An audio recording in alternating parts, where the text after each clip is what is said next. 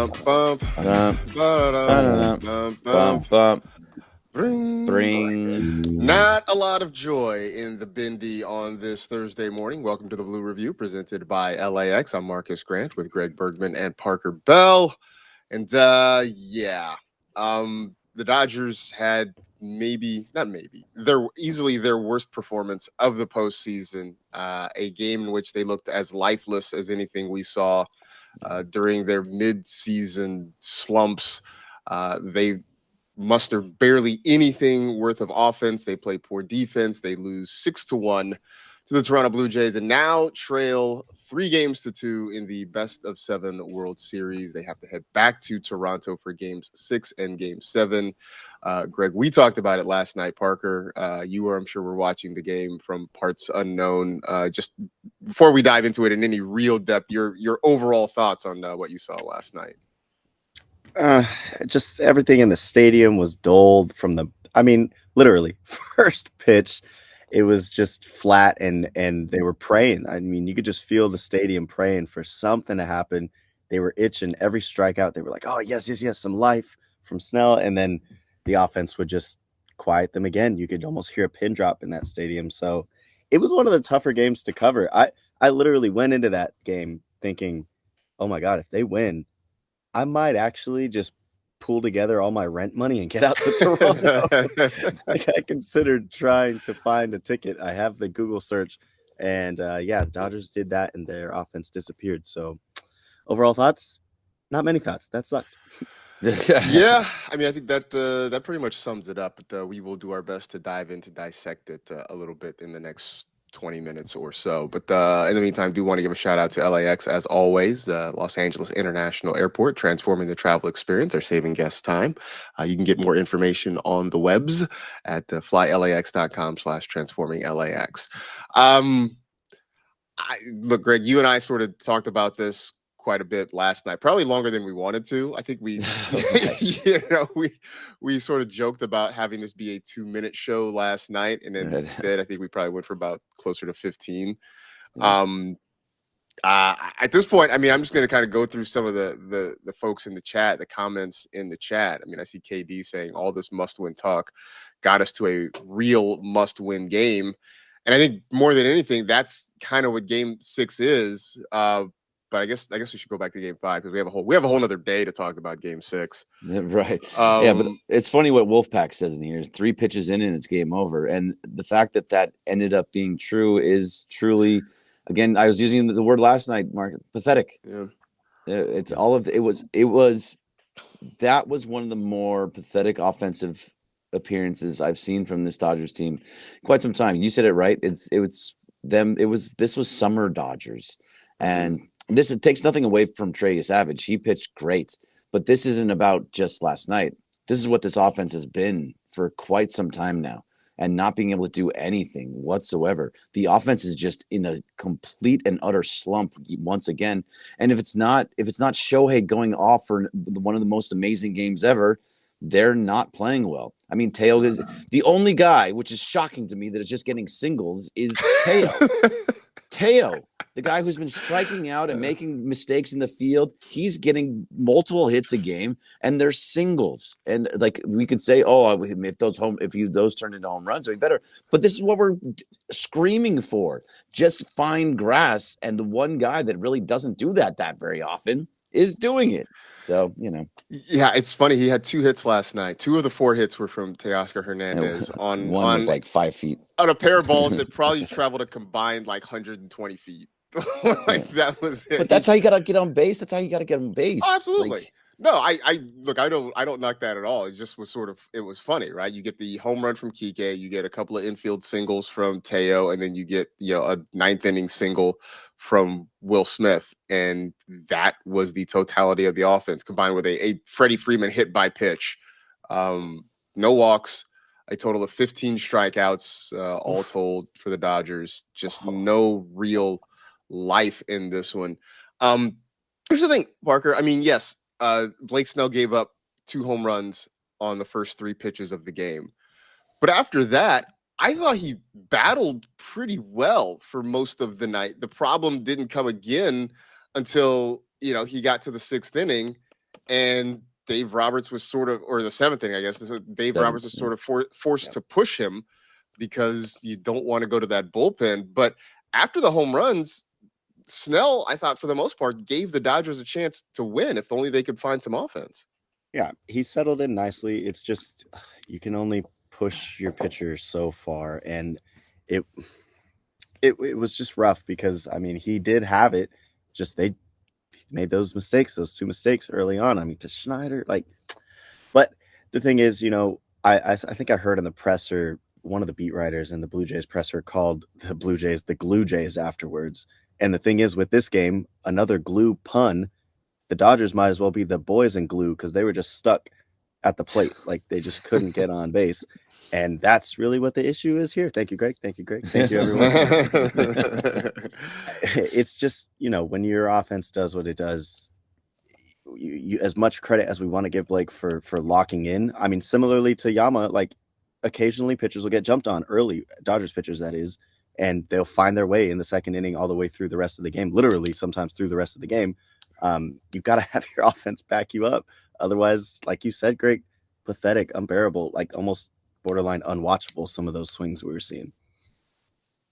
Yeah, it was that's all it really was. And I don't blame Blake Snell at all, actually. Yeah. I mean, he's going to end up with 5 runs against him again. And it just really is not the tale of the story. He gave up the 2 runs, then he had the sac fly, which was also, again, not on him. Teo deciding to just dive for a ball because he took a bad route and then couldn't keep the ball in front of him. So he had to slide, and it was just a disaster. Turns into a triple, which turns into a sac fly. Otherwise, that guy is stranded on first base. Mm-hmm. That ends all there, and it's 2-1. Or it's 2-0. I don't remember what this terrible offense was doing. Anyway. But it would have been still bases. 2-1, I think, by then. Yeah, 2-1. Yeah, they just scored the run, and then the Blue Jays went and got it right back. Yeah, that's right. Yeah, because Kike hit the home run. Thank you. There was so little offensive movement that I forgot the one thing that happened for the Dodgers. But that's what it was. Like Snell was good. I don't blame Snell in the slightest, and I don't blame Dave Roberts for leaving him in too long. I don't believe it because if you would say, "Oh, you should have taken out Snell," who would you have liked to come in? Did you want Edgardo Henriquez to come in and do that kind of thing? I mean, Justin Robleski pitched well the other night, and you hope that that's what he does again. But I will trust the starters as long as they can go, and every single time. That was the whole reason that we've been talking about this for a while, is because the bullpen was so bad, and it just turned out that way once again. Even with the way that the bullpen worked and giving up the runs that they did, the offense has to come through. They have to find a way to get runs on the board. They can't score 4 runs total in the equivalent of 3 games, where from 3B, 4, and 5. It's just you have to put up runs. You will not win World Series games with scoring only 4 runs in 3 games. I think some of the pitching problems that we have seen, because coming into this series, the Dodgers had a decided advantage in starting pitching. That has sort of evaporated as we've gotten into this series, but I don't think it's because of the starters themselves. Like I think Shohei, all things considered, having coming off playing 18 innings in game 3 and then coming back. In fact, I think I saw last night that I guess he had to take some IVs in the morning of game 4 because of that cramping he had late in that 3rd game. But I think all things considered, I think Shohei pitched well. I think he ran into the same issues that you saw with Snell last night, and the same thing you saw with Snell in game 1, where because Dave Roberts is so afraid, I mean, that's the best word I'd come up with, afraid to go to the bullpen, understandably, that he is pushing the starters maybe an inning past where they are comfortable going. And I think the guys themselves, I think if you ask them, Snell, Ohtani, all these guys would say, hey, look, we're out here to help the ball club. If that's what they need us to do, we're going to do it. But I think for all of us watching it, you can see that they're being pushed past their limit because you don't want to have to go to whomever, Bonda, Trinan, Henriquez, you name it.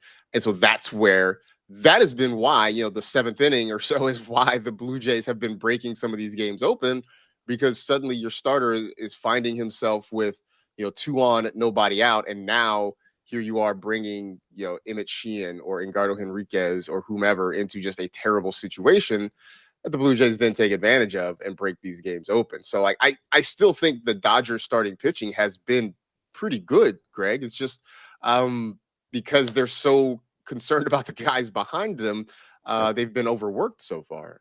Yep, that's exactly what it is. They're like Shohei. Everyone's like, "Oh, Shohei was terrible." No, he wasn't terrible. He just got lit up a little bit in the first two batters in the seventh.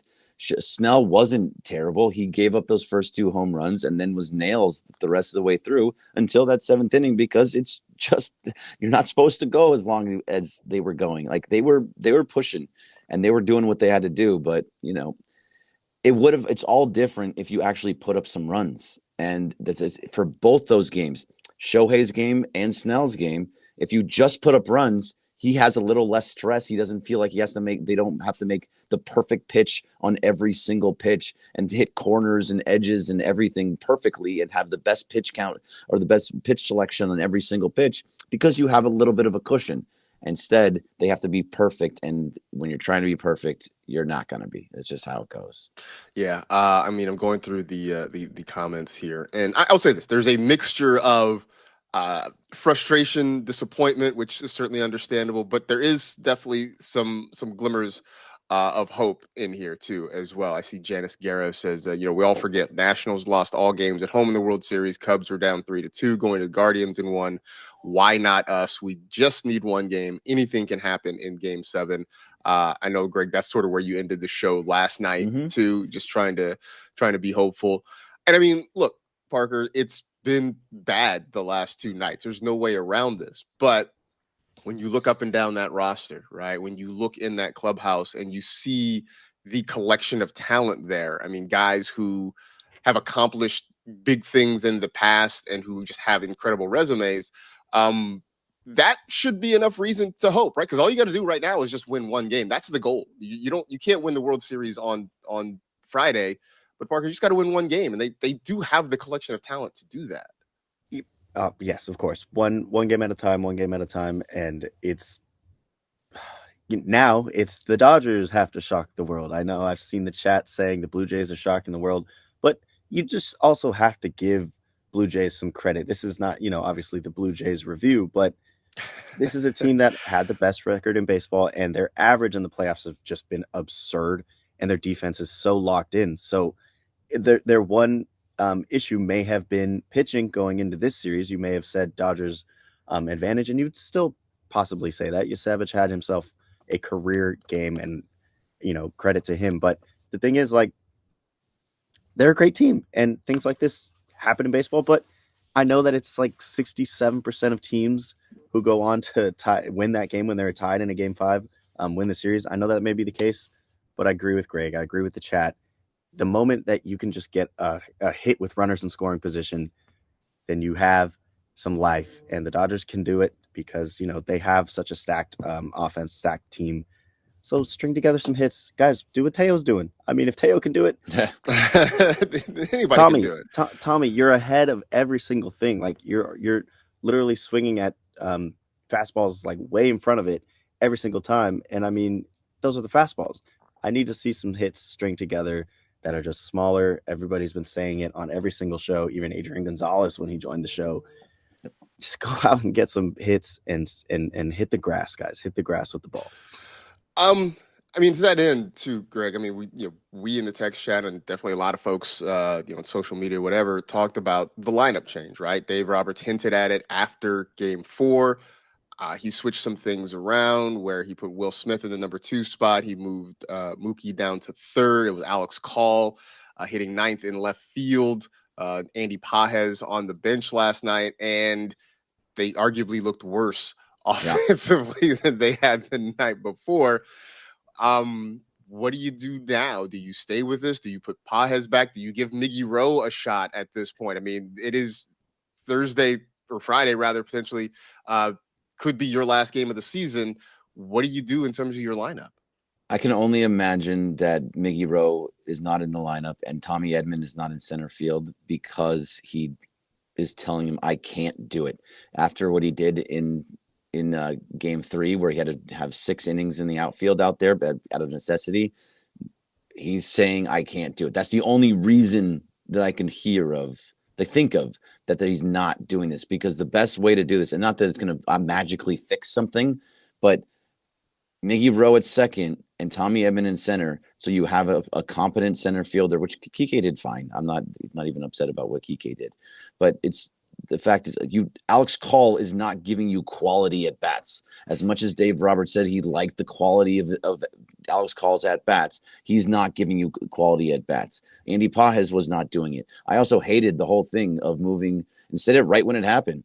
Why move Mookie from 2 to 3?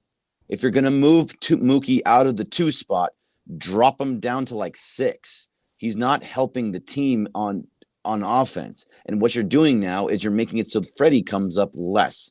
I do like the idea of Will Smith there. He didn't do anything. Nobody did anything. Nobody did. But the fact is, having Shohei, Will, Freddie is way better. If you want your best guys getting as many as bats as possible, moving Freddie down seemed like the wrong decision. I don't know. That whole lineup change to me was nonsense from the start. I didn't like any of it. If you wanted to, in my opinion, I don't know if you agree or not, it's all the same things. Mookie in the 6 spot. Sorry, buddy. I don't care about your feelings. The fact of the matter is you're not hitting. So you're down at the 6 spot. And then it's Miguel Rojas in the 9 spot. And you put Edman in center field. That's the only way to do it, and that's probably not even going to help that much, but maybe it'll do a little bit of something, because Mickey Rowe is a professional hitter. He's going to give you quality at-bats. May not get a hit every time, but the fact is I feel like when he's up that he can.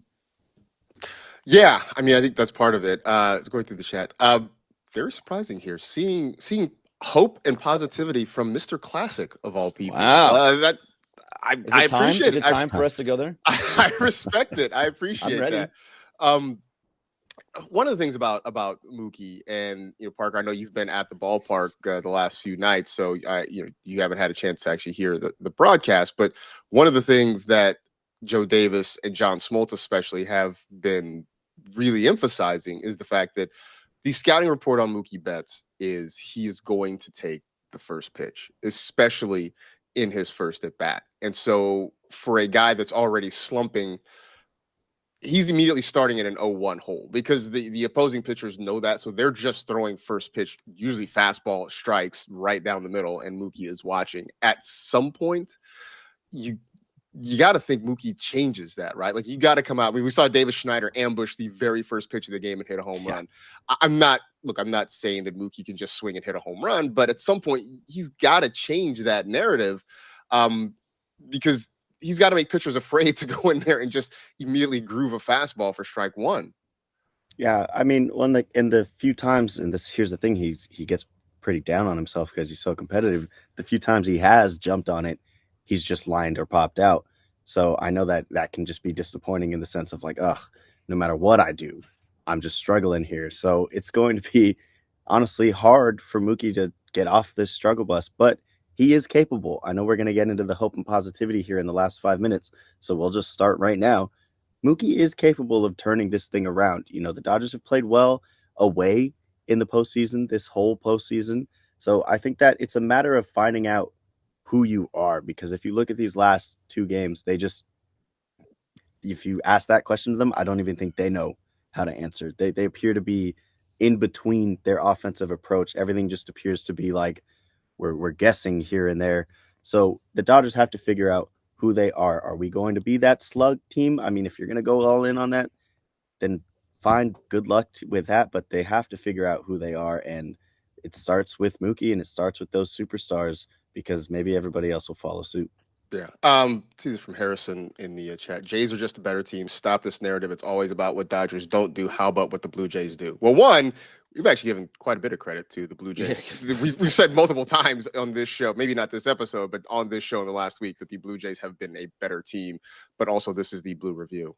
It is a Dodger-centric show, so we're going to talk about this series and these games from a Dodger perspective. So, Trey Savage, 12 Ks right in front of Sandy Koufax. Yeah, we don't need to do it. Yeah, it's amazing. Yeah, talk it. We've given quite a bit of credit to the Blue Jays for playing well over the last several days. So, but thanks for jumping in and watching. Appreciate it. So, real fast, I got a question for you guys. Yes. If we want to start the positivity in these last 4 minutes, everybody thinks the NFL is rigged, right? Like it's scripted, Right. The NFL is scripted. If the NFL is scripted and the NBA is scripted, the MLB is scripted too, right? That you would assume that there's a script for everything if the NFL is not scripted, but that's the thought. Okay. So there's probably a thought that the MLB is scripted just as much. So what's the better storyline for a through line, for something that's going to last a long time talking about? The Blue Jays winning the World Series, which is like great. Congratulations, Toronto, the team from Canada. That lasts a couple weeks, maybe a month, about like excited. Then next year, they're still talking about the Dodgers and the Yankees and all the other teams. And like, okay, well, let's see what the Blue Jays can do again. But it's not really a conversation. But if the Dodgers win the World Series, what's the storyline that continues to go? Can this team actually be beaten? Is it's again, are we ruining baseball? Is it all the conversations that all these networks and all these other things want to have? That's the better storyline. The storyline is that, so if there is a conspiracy theory out there, is to put the Dodgers winning the World Series because it's a better for television, for ESPN, for MLB Network, for all other shows about the Dodgers. Like, oh, the Dodgers. That's the better storyline for a long period of time. Okay. Sure. I guess for a longer chat, yes. For yes. a longer through line, potentially, yes. I mean, I've seen too many movies where, the big bad evil empire always, takes it in the shorts at the end. I would say, at least for the rest of the series, the best storyline for baseball is the Dodgers win on Friday and at least force a game 7, and then the chips fall where they may. Would you be surprised? Would you be surprised if Yamamoto wins Game 6 because he's ridiculous and steps up at that point? And then it's a Game 7, and anything can happen in Game 7. Ohtani. Huh? It could be Ohtani to Glasnow, by the way. Exactly. Yeah, some form of seeing Ohtani on the mound in a Game 7. Obviously, best for baseball. But also, to your point, Greg, I mean, the idea of ruining baseball, this and that, it's not like the Blue Jays aren't much further below the Dodgers in terms of payroll. So you're seeing two massive, payrolls face off of each other. And that conversation in itself will continue on for, I'm sure Manfred would like baseball to be talked about for a long time during the offseason. And the Dodgers winning would just be huge for the news cycle worldwide, because this is the most worldwide watched World Series in, I don't even know how long, since I think that 2019 one. I'll have to fact check myself, but see, Dodgers. I don't chalk anything up to Rob Manfred's thinking, because I'm pretty much convinced that he actually hates baseball. So, he does. He absolutely does. I don't chalk anything up to that. But the billionaire that hates his job. I will say that look, at this point, all we can do is believe. That is, if we have a role as fans and observers, then it's just to have faith and to believe that this team can get a win, and then we move to Game 7 and we see what happens there. I will say that if there's anybody on this team, on this staff, that I want with the ball in his hand in a do or die situation, it is Yoshinobu Yamamoto. So the Dodgers have the guy they want on the mound in this situation. It is up to the bats to come to life. It is up to the defense to tighten itself up. But the opportunity is still there. The World Series is not over. Yes, they are down 3-2, but crazier things have happened. And as I saw in the chat earlier, why not us? So that's right. Why not us? Why not us? So we will positivity. We will see what happens. It will be a spooky Halloween night in Toronto for sure. We'll be back, of course, tomorrow morning to sort of break down and preview Game 6 of the World Series and see what happens there. But stick around. The Sedano and Cap Morning Extravaganza coming up right after us. I'm sure they will be talking about this game. Also talking about the Austin Reeves buzzer beater in Minneapolis last night as well. It was not all bad in LA sports last night. Positive. Pulling the Lakers bacon out of the fire. So that'll be a topic of conversation as well. But that'll do it for us here on the Blue Review presented by LAX. Thanks to everybody in the chat. We have appreciated all of you getting up so early with us every morning since we made this switch over in September. You guys have been great, and we are certainly grateful for it. So thanks to LAX as always. For Parker Bell, for Greg Bergman, I am Marcus Grant. We'll see you back here 6:30 to 6:55 a.m. tomorrow on the ESPN LA YouTube channel. Go Dodgers. We'll see you then. See you. Go Dodgers.